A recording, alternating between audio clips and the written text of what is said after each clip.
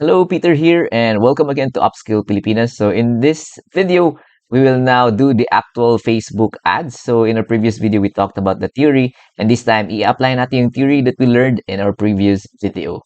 So to access yung ads manager yung gagamitin natin because yung ads manager na tool, ito talaga yung pinaka-complete na ads tool ng Facebook that we can customize really so that we can target our potential customers. So to go to the ads manager, all you need to do is mag-login kayo sa personal Facebook ninyo.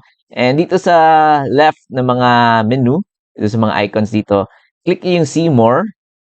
There, and kita nyo to, this is the ads manager. Hindi yung ad center yung gagamitin natin, but the ads manager because madami dito yung mga options na pwede natin piliin dito sa ads manager. So ito, i-click niyo ads manager. There.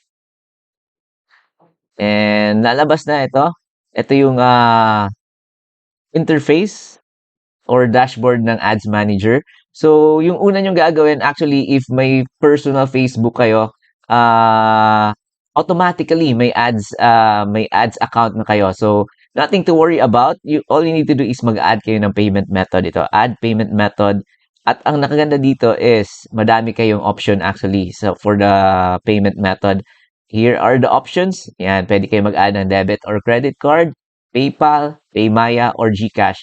In my case, yung ginagamit ko dito is GCash talaga because prepaid lang siya. Pwede kayong kumbaga, pwede nyong dagdagan yung funds nyo depende sa budget nyo. For example, may 1,000 kayo, so pwede nyong gamitin yung GCash so that may prepaid amount or budget kayo for the ads. So, yan. Select nyo yung GCash and then, yan, next nyo. And i-enter nyo lang yung GCash nyo and yun, makakonect na yung Facebook nyo dun sa GCash account ninyo.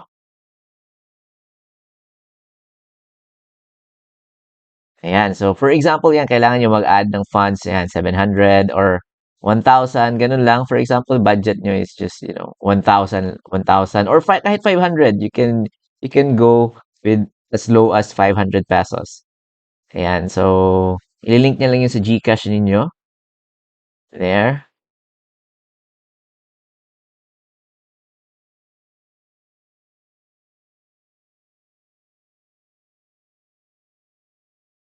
Ayan. So, all you need to do is, ito, mas easier na pala ngayon is you just need to scan yung QR code and automatically magkaka-budget na yung ad account niyo. So, ito, let's try to scan the QR code and let's see kung ma-add ba ng funds yung ating ad account dito sa Facebook. So, ayan, successfully, we added 500 to our ad account. So, may 500 pesos na tayo to spend for our ad. So, that's very easy. In-scan lang natin yung QR code using our GCash app ng ating cellphone. And you can also do that sa cellphone ninyo. And yun, ililink-link nyo lang yung GCash account ninyo. So, it's very easy and convenient then. Ito, click na natin yung done. So, that's it. May funds na tayo sa ating Facebook ad account. So, pwede na tayong gumawa ng ads.